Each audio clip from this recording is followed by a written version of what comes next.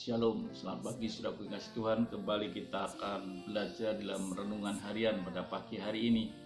Dan hari ini kita akan beri tema dengan judul Praying in the Holy Ghost, berdoa di dalam Roh Kudus. Kemarin kita bicara tentang membangun diri kita sendiri sedang menghadapi akhir zaman atau menjelang akhir zaman. Yudas menyampaikan bahwa setiap kita harus membangun diri kita sendiri. Dan di bagian ini Yudas juga mengingatkan atau menegaskan setiap kita harus berdoa di dalam roh. Setiap kita harus berdoa di dalam roh atau praying in the Holy Ghost. Setiap saudara harus, dan itu pesan daripada surat Yudas tentang berdoa di dalam roh. Saudaraku yang dikasih Tuhan, salah satu kita berdoa di dalam roh itu adalah berkata-kata dengan bahasa lidah. Bukan dengan kata-kata biasa, bisa saudaraku, tapi salah satunya kita bisa berdoa dengan bahasa roh. Terima kasih buat Yesusku, sungguh dahsyat karyamu besar di hidupku. Sungguh dahsyat tiada lamanya kirana lamanya santiantaya nama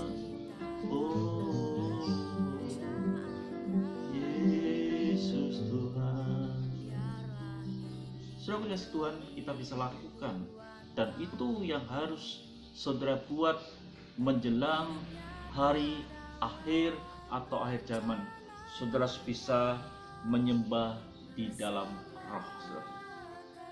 Saudara kasih Tuhan, apa yang terjadi sebenarnya ketika kita menyembah di dalam roh?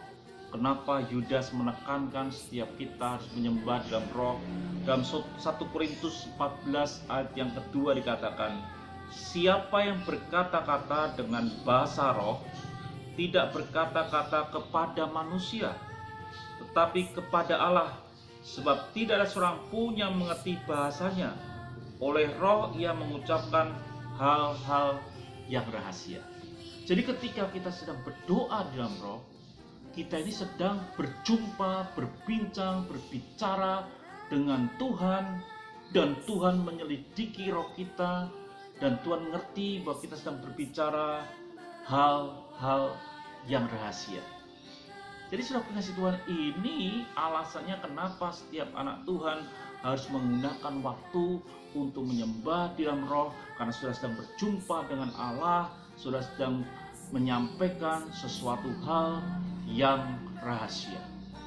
Jadi setiap kita, jadi ketika saudara menyembah dalam roh, saudara sedang berjumpa dengan Tuhan, sedang berjumpa dengan Yahweh, sedang berjumpa dengan Elohim untuk menyampaikan sesuatu yang rahasia. Jadi saudara kasih Tuhan, tidak salah bahwa Yudas menyampaikan setiap kita harus menyembah di dalam roh. Bagian yang berikutnya dikatakan dalam 1 Korintus 14 ayat yang keempat, siapa yang berkata-kata dengan bahasa roh, ia membangun dirinya sendiri. Jadi ketika saudara sedang menyembah di dalam roh, tanpa saudara sadari bahwa itu saudara sedang membangun diri saudara sendiri, sedang membangun rohani saudara sendiri untuk mencapai satu level kedewasaan rohani dalam hidup kita. Dan itu ditulis dalam Alkitab jelas, ketika kita sedang menyembah di dalam roh, itu kita sedang membangun diri kita sendiri. Jadi tidak ada salahnya kita menggunakan waktu di akhir zaman ini untuk menyembah di dalam roh dan kebenaran. Bahkan saudara kasih Tuhan, seringkali kita ini sulit bagaimana kita harus berdoa.